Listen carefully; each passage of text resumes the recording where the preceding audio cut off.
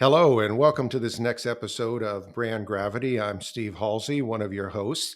And with me today is Dr. Lashonda Eaddy. She has her PhD, APR. She's an assistant professor of public relations at Penn State, a senior research fellow with Arthur W. Page Center, and much, much more. Dr. Eaddy, welcome and thank you for joining us here today. Thank you, Steve, for having me. I'm looking forward to this conversation. I am too, and you're really in a pretty unique spot as we think about our profession. A very noted crisis history expert. You're really focused on how you build a bridge between theory and practice. You've been really widely published, a frequent speaker on the topic, and yeah, I guess let's start there. How did you end up being a crisis history expert, and what is it that really makes this such a passionate area for you? Well, I think I'll back up to why I'm in academia at all first, and I'll try to make it fast. But thinking back to my undergraduate days at the University of Tennessee, go Vols, as a student, I was very passionate about the public relations, excited to get out into the industry, but I also knew that one day I wanted to be a professor. Back then, I thought that I would work my way up the corporate ladder, become a CCO or CMO, that my kids would be grown out the house, and then I would have be a professor as a second career. Well, as you know, things don't always go as planned. And so I didn't quite make it to that position, but what I was able to do was work in the industry for a number of years for some really great companies, get some wonderful experience. And then once I got my master's and had to write a thesis, I even planned to go back into the industry then, but once I wrote the thesis, I said, oh my goodness, I don't think I could write a dissertation later. I have to do it now. And so fortunately, I was able to then get my doctorate. And once I did that, I was like, okay, so maybe there's a way for me to still be in the industry, but to stay in academia as well. And so I'm really fortunate that I was able to find kind of the sweet spot for me, which, as you were saying, is kind of this position where I really try to do all I can to bridge the gap, not only between theory and practice, but also between academe and the industry, because I think that is more broadly kind of what the whole issue is. Because oftentimes I think professionals think, there's the old adage that says, oh, that works in theory, but not in practice. And sometimes that might be true, but being on the academic side and knowing what the theories are and some of the work that's being done, more oftentimes than not, a lot of the theory and the scholarly work can actually help professionals and chief communicators do their job better. But I also think that us as academics don't do a great job usually of really getting our research insights into digestible bites and sharing it with the people who can actually use it. Just because it ends up in one of the top scholarly journals doesn't mean that the people who can use the information other than researchers are going to get it there. And so for me, that's really what I try to do with all of my research. Even in the classroom, I try to help my students as the future public relations professionals of tomorrow. I try to help them see how the theories that I'm sharing with them, how the research that I'm doing directly relates to also what we're talking about that's happening day to day in the news, the crises that we're seeing, so that hopefully when they get out of the Penn State walls, that they'll also start to incorporate some of that insight that can even just inform their strategy even more.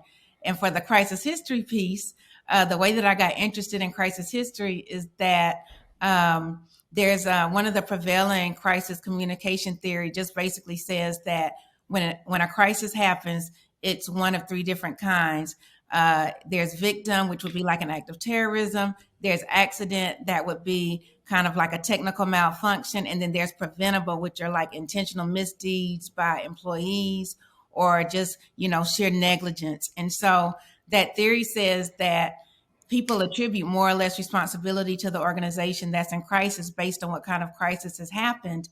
And then it also says that there are certain intensifiers that can actually move everything up higher. And so one of those is performance history, which is basically the rapport that organizations have with publics before a crisis happens or is perceived to have with them. And the second part is crisis history, which in a theoretical sense means an organization's previous crises, but I know that when other people outside of crisis history academics hear crisis history, they think about literal crisis history as well. So that's how my research also bridges into looking at historical crises like the Great Depression, the flu of 1918, the polio epidemic, HIV/AIDS epidemics as well, to see how we can actually have insight even from all those years ago that helps us today. Because I think oftentimes people think that you know, if it happened before the advent of the internet or social media, that there's no use to us. Well, that's not exactly true. Like, yes, the challenges and maybe the communication landscape might be different, but in more ways than not, I think there's really nothing new under the sun. And so I try my best to show people that. Yeah, well, I think, one of the things that's probably changed more is I would say a couple of things. One is the immediacy in which the information gets out, and then secondly, the ability to get it out so broad. And it was interesting as you were really talking about how you got to where you were, and that professional experience, I think, is really key for doing that bridge, so that as crisis professionals, we understand the importance of strategy, we understand the historical context, and at least in my experience of close to 30 years in this industry, I found that in a lot of times those sudden breaking crises are a lot easier to manage than the preventable ones that built up over time. And you presented some really fascinating research. I believe it was in Denmark recently, and it's called the trust factor: rethinking multinational companies and health organizations' impact on public health and safety crises. And I want to get into the public health and safety part in a little bit, but what I thought was really interesting about that was this concept that you and the team are working on of trust erosion. Can you give a little bit of background as to what is trust erosion and how does that help practitioners try and understand and conceptualize how to deal with crises?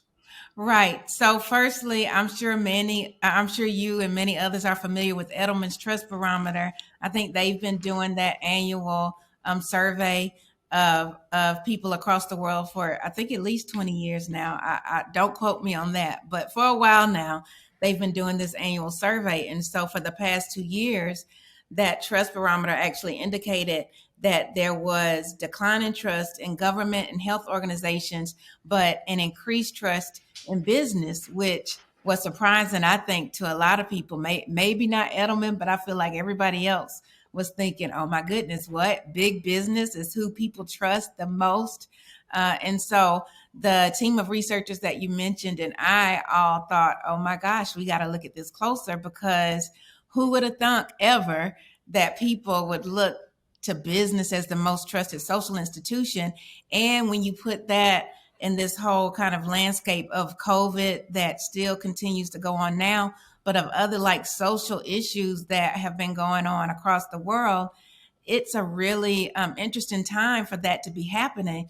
Because if you think about the COVID example, if government and health organizations are not trusted, but businesses are, then the people, the experts that have the information that folks actually need, they don't have the trust of those people. And so then on the flip side of that, these multinational companies that do have this newfound trust, they also then have to decide, are we going to continue just to be focused on the bottom line, which would be completely acceptable as well, even though we know we're the most trusted social institution now?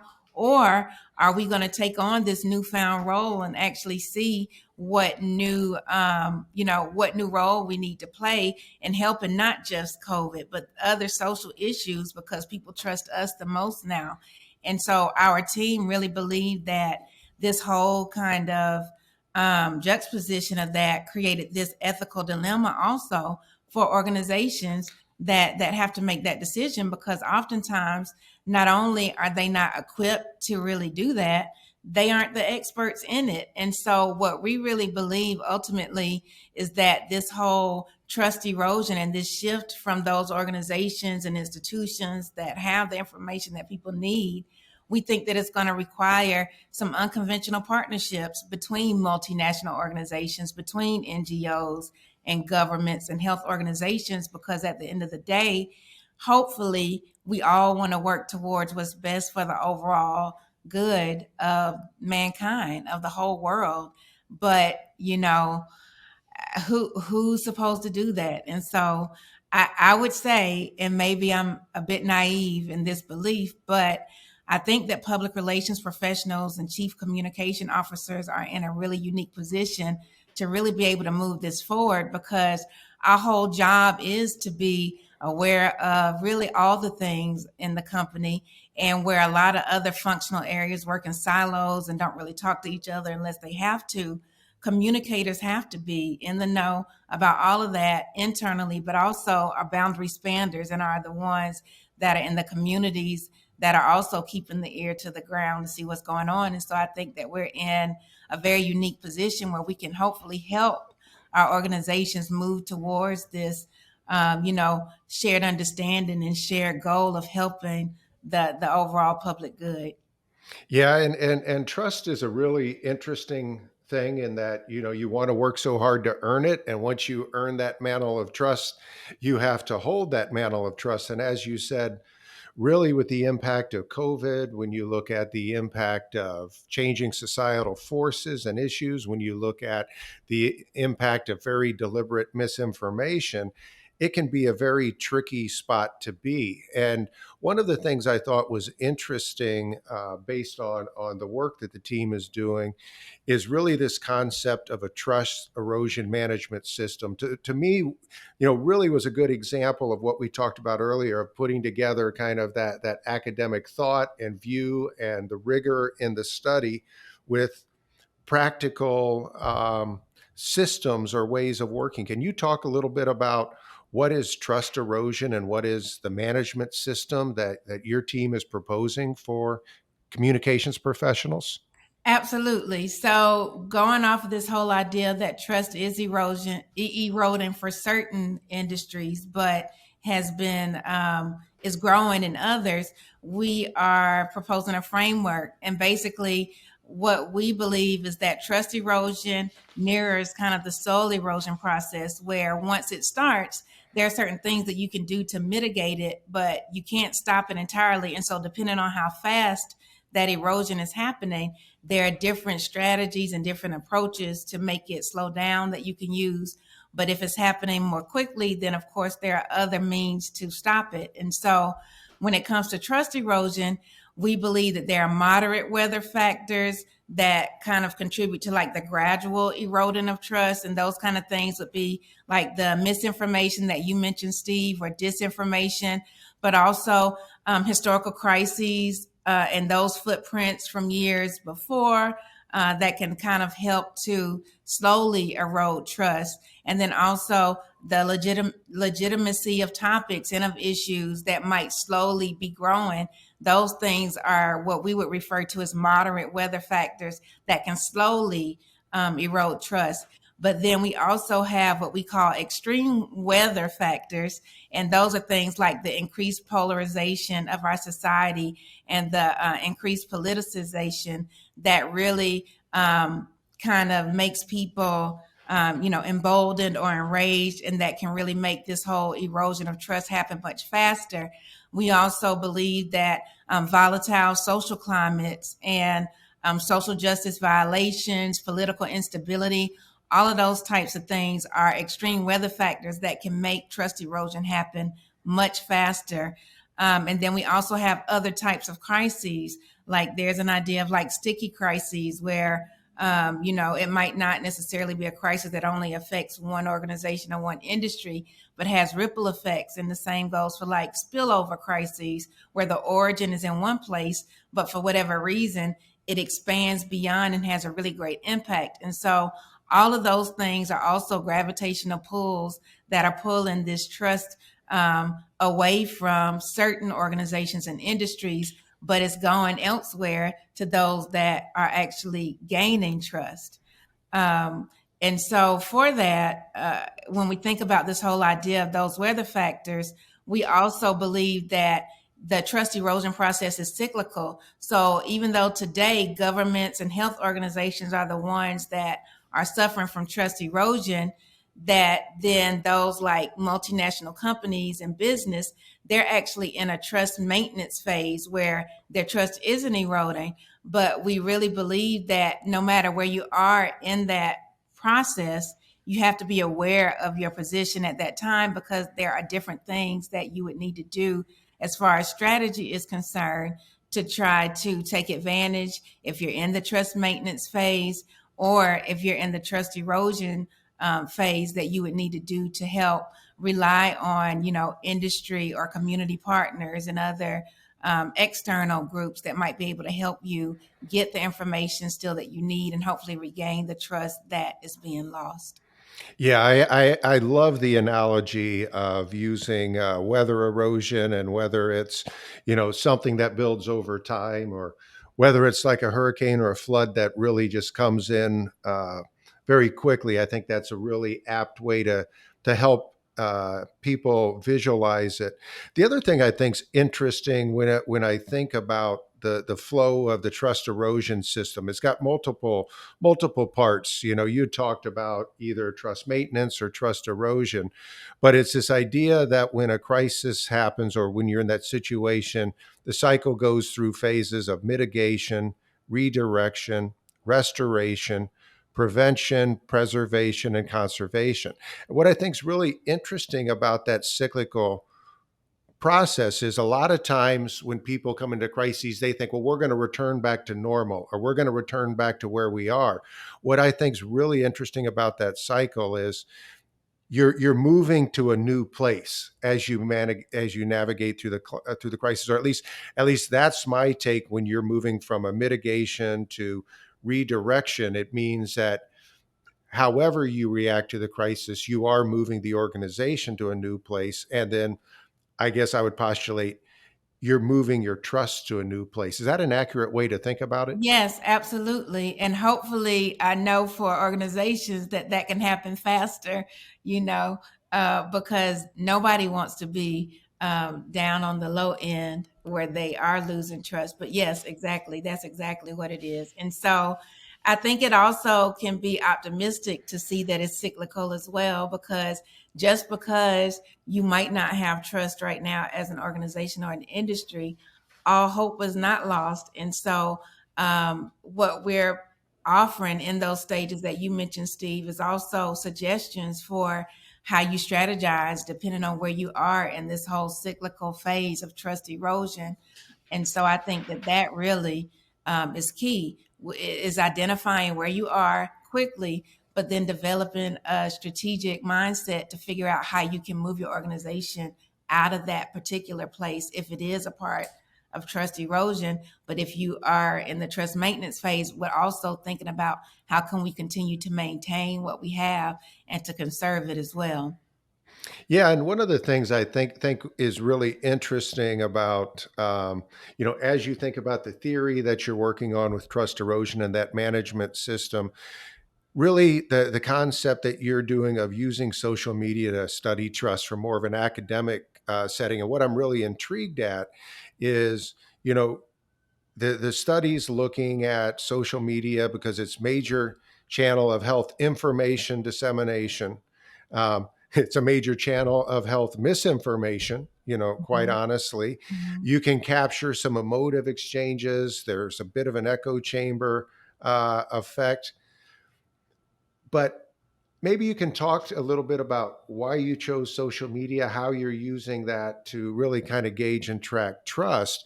And then I guess the second part of that is, based on the success of really determining it, what are the lessons to corporate communicators or to CMOs as to how they need to be instructing their teams to think about these social media indicators to help them manage trust? Awesome. So, for the social media part of this study, we actually are looking at official tweets from WHO, the World Health Organization, and then also from the Centers for Disease Control and Prevention. And the reason that we focused on them for this particular part of the study is because they were issuing and continue to put a lot of health information out as the authorities, or the respective authorities as far as health information goes. And so we know Even the CDC, admitted earlier, or a few months ago, that they had a pretty big failure when it came to communicating regarding COVID. But we also know that this whole idea of declining trust in government and health organizations, we need to figure out, other indications of what we might be able to do from that perspective with those organizations to improve that. And so, for this part of the study, we're looking at the sentiment in the day immediately following some key announcements from both the CDC and the WHO to see how people responded. And we're really fortunate to have somebody on our team from A-Star in Singapore, and they have this machine learning that they've created called Crystal Field, where they can look at sentiment and they can even look at certain discrete emotions that are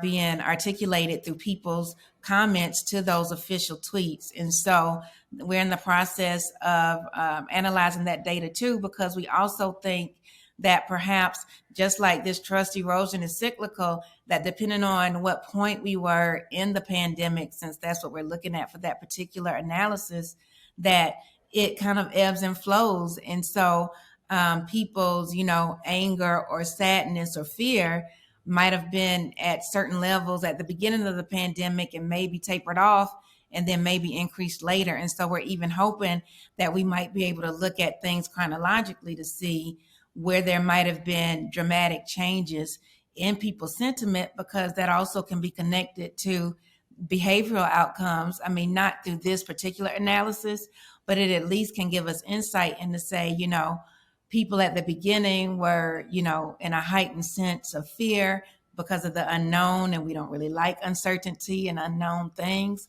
And so that might have been a prime opportunity to get information to them. But once they see that the guidelines are ever changing, it seems daily, and then there's been this big announcement, 2.5 years later that, oh, oops, we might not have done a great job, then let's look and see what the sentiment was regarding that as well. And so even though this particular study is focused on the health organizations, I still think that there will be lessons learned for corporations, because just because the health organizations are the focus of this study, it will be a corporation later, and it might be in a different context. But I think a lot of the insight will translate there as well.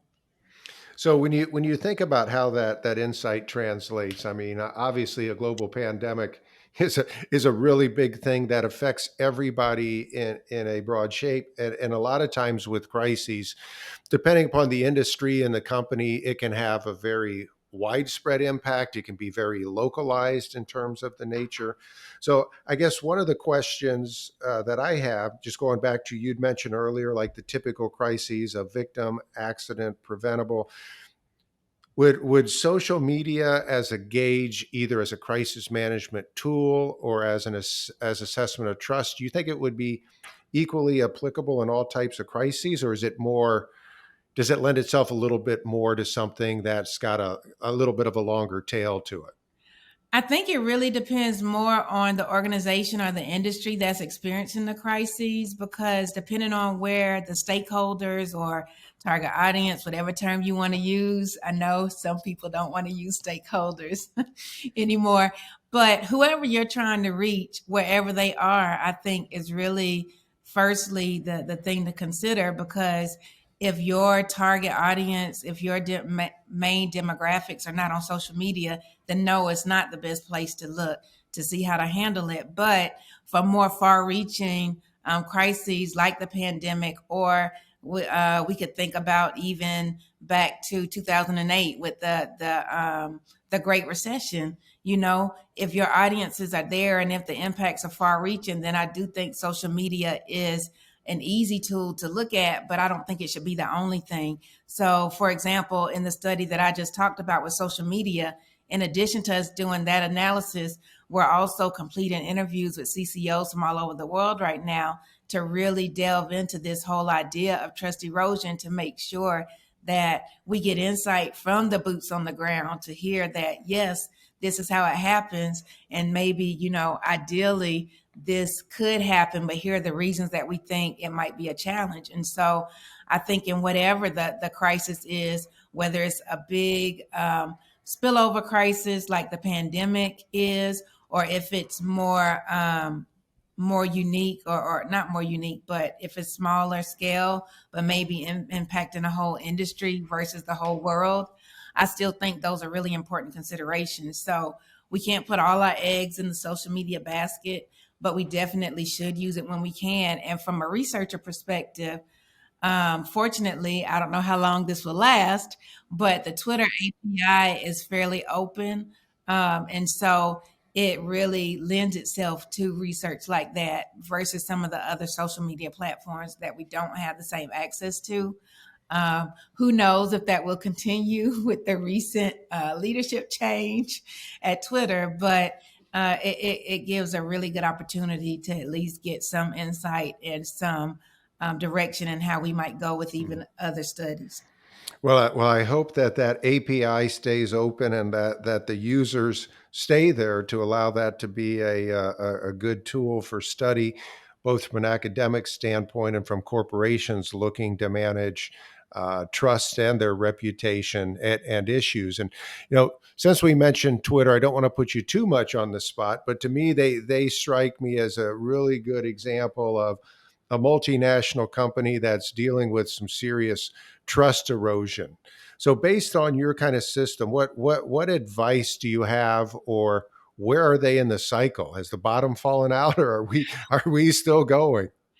To be honest, and I don't even know if I should say this, but as soon as Elon Musk became a part of the conversation for me, the trust was already leaving because we know that, and I don't know, I haven't done my research recently, but we know that he basically cut his public relations department. He eliminated it. And so I don't know if that was maybe 2 or 3 years ago, but fairly recently. And when I saw that happen, with him, when I saw him do that, I had flashbacks to when I was an undergraduate student and when I was learning how we had to make sure we could demonstrate that we were a value added because we could be on the chopping block at any moment. And I really thought that we had grown from that as an industry, as a field. But when he did that, I was thinking, oh boy, if he continues to have success, then I don't want other organizations to follow suit. So whenever I saw his name after that, he already had lost credibility with me, anyways, because I know how valuable strategic communication, public relations, all of that is. And so for him to basically say we don't need it, I really question that. So now with him um, being in control of Twitter, I really don't know. And early indication is that it's not looking great. And so I think as an industry, we have to have conversations about what that really means from not only, or I will say primarily, I think the ethical perspective, because like you mentioned, um, misinformation or disinformation that now is going to be more readily available. And people being able to purchase, the blue check and that kind of thing. I think all of those things are huge red flags of where it might be going. Of course, I don't have a crystal ball, so I can't predict it, but I do think that as communicators, we already should be, even before these things actually, before the transition actually happened, as soon as we saw that this was a possibility and this deal was on the books and in the works, hopefully we were at least having conversation amongst ourselves about what that might mean for us as a profession. And if not, shame on us. And we need to get on it right now. Yeah, I definitely think this is an area where there's going to be a lot of discussion, and it's it's going to be about big concepts, but also some of the nuances of how can you have an open public square where voices can be heard, which is very different from somebody walking into a crowded theater and screaming fire. I mean, they're very different things. So, like you said, I think as an industry this is going to be a very interesting ethical decision. And also just in counseling clients, whether, to continue to support the platform, to use the advertising, is certainly going to be something that's going to evolve over time. So What about somebody who's doing it right? Are there good examples that you've seen, or best practices that you would really like to point our listeners to say, hey, if you want to understand how somebody's done it right, this is a good example? Absolutely. So I always like to start with Ben and Jerry's because I think in this whole kind of social climate, Oh, I'm sorry, I got to interrupt you. My absolute favorite, Americone Dream. Without a doubt, my favorite Ben and Jerry's flavor. Vanilla, caramel, crunch, little swirl. Ooh, it's good I have stuff. to check that one out. I wasn't familiar with it, but it sounds like it would be my favorite too. So I'm going to have to look for it next time I go shopping. And so Yeah, now, they Ben and Jerry's, you can send me my check for my yeah, they endorsement of you. Yeah, I think it was originally created for Stephen Colbert when he was doing the parody show. But sorry, Maricone Dream, my all time favorite Ben and All Jerry. So right. I'm I got I'm to add sorry, it. Dr. Edie. You said that they are an example of a company that's doing it right. Other I than think delicious so. ice cream, I, how are they getting their comms right? I think so because, people think that this whole idea of like social justice, social advocacy, CSR is fairly new, but Ben and Jerry's was founded and has always been in the business of helping make the world a better place. And so I can't remember exactly what their whole mission is, but I know it has something to do with um, basically making the world better through ice cream. And I know that that's literal, but also, figuratively speaking, they do that. And so I think that they are the exemplar when it comes to companies who are sure and solid in what their purpose is. And then they actually live and act by it. Because I think in our current climate, a lot of organizations, end up being performative in a lot of their initiatives and what they do. And I think it's because they forget to first rely on what their purpose is. And so I think that Ben and Jerry's has been doing it great for a long time. And another company that I think more recently, I would say, in the past decade or so, that has really been making great strides, and that is Target. And, they did have, I think maybe back in 2017, around that time, a slight mishap, I would say, where they were talking about, the bathroom bills and that kind of thing. And I was, I wondered why would they insert themselves into this conversation even if they've already had that policy in their dressing rooms for years prior, why would they try to insert themselves in that conversation now? And I have no internal perspective at all, but I'm thinking that perhaps they really had some really great intentions and maybe just didn't have the right people around the table at that time to say, hey, let's take a step back to see if really we should be inserting ourselves into this conversation versus, possibly being prepared to respond about our policy if we are asked. And so that I would say was not the greatest moment for them. But since then, when it comes to like, examples of making sure that their initiatives are not falling flat because they're not being performative. I think they're really great with how authentic and how strategic they've been with incorporating diverse perspectives and making sure that they actually have a seat at their table. Even as a consumer, I think it's really clear. Anytime I walk into a Target store, whatever observance is going on right now, I can tell that it's they've been strategic in how they do that. There have been some other examples, I won't mention the companies, where they slap a label on it and think that because it says Juneteenth that people are going to be happy and we're going to hold hands and sing kumbaya, and it can't work that way. And I think more than one company has seen that, but Target really puts in the time and the effort. And even for the different observances that they have, that they sell things for, they show how they actually are investing. They talk about the process involved in selecting what they are carrying for those different observances. And so I really think that intentional effort to show that not only are we talking the talk, we're also walking the walk, so that what we do is not performative. I think that's game changing. And I think that more companies need to do that. But at the end of the day, it has to be about organizational purpose. And so anything it does, whether it's related to, um, proactive crisis management, responding to crises, but also deciding how and if they might respond to the different social justice issues that might come up, purpose has to be the guiding light, has to be the compass for how they decide if and when they're going to talk about it and what that looks like. And lastly, I will say Southwest is a really great example internally of that as well, because when it comes to these social justice issues that can just bubble up sometimes out of nowhere, when you're a big company like Southwest, moving that big ship and being able to respond timely can be really difficult because there's so much red tape.